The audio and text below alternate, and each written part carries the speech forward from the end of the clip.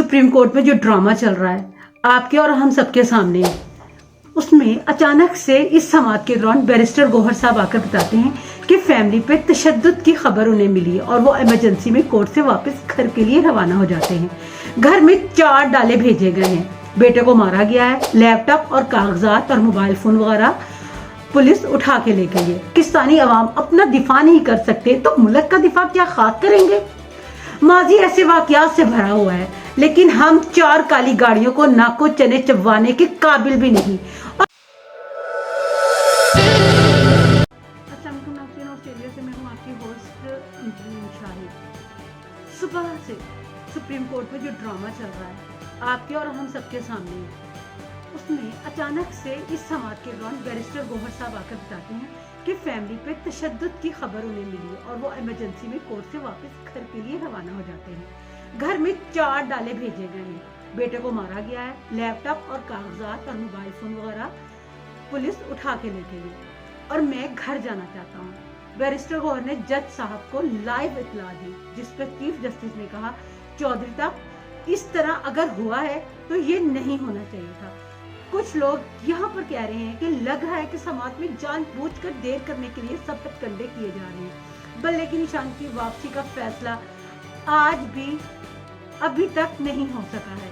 ये सब लोग मिले हुए हैं, ये सब लोग मुल्क को लूट रहे हैं, अपना मजाक बना रहे हैं और लग रहा है कि बल्ला पाकिस्तान तहरीक इंसाफ को नहीं मिलेगा। हमारे मुल्क का मजाक बन रहा है। हम पाकिस्तानी अवाम अपना दिफा नहीं कर सकते तो मुल्क का दिफा क्या खाक करेंगे। माजी ऐसे वाकयात से भरा हुआ है, लेकिन हम 4 काली गाड़ियों को नाको चने चबवाने के काबिल भी नहीं। और बात करते हैं जहाद की, कश्मीर की आजादी की, पता नहीं क्या क्या अपने आप से कहते रहते हैं। बैरिस्टर गौहर के जाने के बाद बैरिस्टर अली जफर ने कहा कि मुश्किल वक्त जरूर है, लेकिन हम आगे चलते हैं। मेरे ख्याल में बैरिस्टर गौहर को नहीं जाना चाहिए था, क्योंकि ये केस से हटाने के लिए सब कुछ किया गया है। अब पाकिस्तान तहरीक इंसाफ के चेयरमैन हैं, आप कैसे किसको केस को छोड़कर यहाँ से भाग गए? क्या जिले शाह के घर पे भी हमले नहीं हुए थे? चाहे वो पार्टी का एक आम वर्कर था, लेकिन वो आगे पीछे नहीं हुआ। सनम जावेद के ऊपर मजालिम भी हम सब के सामने है, अभी तक वो सह रही है जेल में, और इसके छोटे छोटे बच्चे और मियाँ किस तरह जलीलो ख्वार हो रहे हैं और कितने महीनों से हो रहे हैं। वो भी एक आम वर्कर है, वो तो इतनी मुश्किल हालात के बावजूद इस सर्दी में भी अपने कायद को छोड़ने के लिए तैयार नहीं है और अपने मौकफ पे खड़ी हुई है। यहाँ पे हम यास्मीन राशिद का, आलिया का और जो उस्मान डार की फैमिली के साथ हुआ, हम कैसे उन सबको भूल सकते हैं। इनकी फैमिलियों ने भी बहुत ज्यादा मुश्किलात का सामना किया है, लेकिन वो प्रेस कॉन्फ्रेंस नहीं कर रहे, वो खड़े हुए हैं।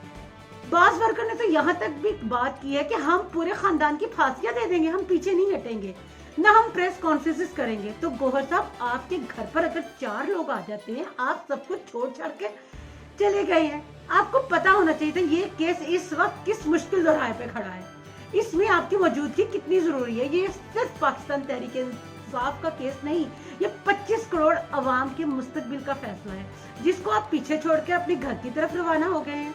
यहाँ आपको अपने केस को डिफेंड करना जरूरी था। लीडर कैसे होते हैं, ऐसे मौकों पर ही पता चलता है। इन्हें ये सोचना चाहिए था कि मैं सिर्फ अपनी जाती मफाद के लिए इतना अहम और इम्पोर्टेंट केस छोड़ कर जा रहा हूँ। क्या ऐसे चेयरमैन होते हैं? क्या ऐसे कोई लीडर करता है? पाकिस्तान तहरीक इंसाफ के वर्कर्स की आप शायद कुर्बानियां भूल गए हैं। इमरान खान की कुर्बानियां को क्या आप भूल गए कि वो इस वक्त जेल में पड़े हुए हैं, लेकिन वहां पर भी वो जेल के अंदर रहते हुए अपनी आवाम के बारे में सोच रहे हैं और अपने मौकफ से बिल्कुल वो पीछे नहीं हट रहे। इसमें इमरान खान का अपना कोई जाती फायदा नहीं है। लोगों की शहादतें आपको कुछ नजर आया नहीं आ रहा है। आप इस पार्टी के चेयरमैन हैं, जिसके वर्कर इतनी कुर्बानियां और इतनी मुश्किलात के बावजूद अपने मौकफ पे खड़े हैं, तो वहां पे आपको भी आपके कंधों पे उनसे ज्यादा बड़ी जिम्मेदारी थी। अब जो पाकिस्तान तहरीक इंसाफ का जो केस है वो एक तहरीक बन चुका है। कुछ लोगों ने एक इमरान खान को चुप कराने के चक्करों में करोड़ों अवाम को बोलना सिखा दिया। मेरे ख्याल में तो जफर अली का हौसला तो पहाड़ से भी बड़ा है कि इस मुश्किल हालात में भी खड़े होकर वो वहां अपने दलाइल दे रहे थे। वो मेरिट के ऊपर दलाइल दे रहे थे। इलेक्शन कमीशन کو تو میرے خیال میں وکیل کرنے کی ضرورت ہی نہیں تھی، کیونکہ ان کے جو وکیل کی جگہ ہے وہ قاضی صاحب خود ہی سارے معاملات دیکھ رہے تھے۔ جب گوہر صاحب نے چیف جسٹس کو بتایا تھا کہ میرے گھر پر حملہ ہوا ہے تو چیف جسٹس کچھ دیر کے لیے خاموش ہو گئے۔ اس کے بعد انہوں نے کہا ایسا نہیں ہونا چاہیے تھا۔ شکر ہے بیرسٹر گوہر صاحب سپریم کورٹ واپس آ گئے اور انہوں نے آ کر کہا ہے کہ حالات ہمارے لیے سازگار نہیں ہیں، جس پہ چیف جسٹس صاحب نے آئی جی اسلام آباد کو بلایا اور ان سے کہا ہے کہ اس پورے معاملات کو آپ خود دیکھتے اور اس کے بارے میں آپ آ کے ہمیں خود آگاہ کریں۔ اللہ تعالیٰ ان کا اگر ان کے گھر میں کچھ بھی ہوا ہو تو وہ خیر و عافیت سے ہوں۔ آج کا دن کا آغاز ہوا تو پشاور ہائی کورٹ سے جو خوشخبری سنائی تھی کہ اس کا اب تفصیلی فیصلہ بھی جاری کر دیا گیا تھا پشاور ہائی کورٹ کی طرف سے، کیونکہ پاکستان تحریک انصاف کے وکلا کو کل تھوڑی سی مشکلات کا سامنا پڑا تھا، کیونکہ ان کے پاس تفصیلی فیصلہ نہیں تھا۔ پشاور ہائی کورٹ نے اپنے فیصلے میں کہا کہ سیاسی جماعت بنانا ہر شہری کا بنیادی حق ہے اور انتخابی نشان کے تحت الیکشن لڑنے کا حق بھی حاصل ہے۔ اس آئینی حق سے انکار نہیں کیا جا سکتا۔ الیکشن کمیشن کا فیصلہ غیر قانونی ہے، تحریک انصاف بلے کی حقدار ہے، سرٹیفکیٹ جاری کیے جائیں۔ آج بیرسٹر علی ظفر نے الیکشن کمیشن اور کیس کا جو صبح ہی نا دھواں نکال دیا تھا، اور وہ سیدھی اور بہت مؤثر انداز میں دلائل دے رہے تھے اور کہا کہ میں مختصراً دلائل دوں گا کیونکہ آج وقت کی قلت ہے اور آج آخری دن ہے، ہم چاہتے ہیں کہ فیصلہ ہو جائے۔ جس پر چیف جسٹس نے کہا بالکل ٹھیک ہے، ہمارے پاس بھی وقت بہت کم ہے، ہمیں فیصلہ لکھنے کے لیے بھی ٹائم چاہیے گا۔ بیرسٹر علی ظفر نے الیکشن کمیشن کے اختیار کو چیلنج کیا کہ یہ ایکٹ کے تحت کسی پارٹی سے بھی انتخابی نشان چھیننے کا اختیار نہیں ہے۔ آج ہم صبح سے ٹی ویوں کے آگے بیٹھے یہ ساری گفتگو شنید سن رہے ہیں، بلکہ گھر میں بچے بھی پریشان ہیں اور وہ بھی اس انتظار میں کر رہے ہیں کہ بلّہ عمران خان کو ملنا ہے کہ نہیں ملنا ہے۔ انٹرا پارٹی الیکشن صرف سول کورٹ میں جا سکتے ہیں کے لیے پاکستان تحریک انصاف کے کسی بھی ممبر نے چیلنج نہیں کیا۔ سیاسی جماعت ایک آئین کے مطابق حصہ لیتی ہے اور یہ آئین کی شق 17 کی خلاف ورزی ہے۔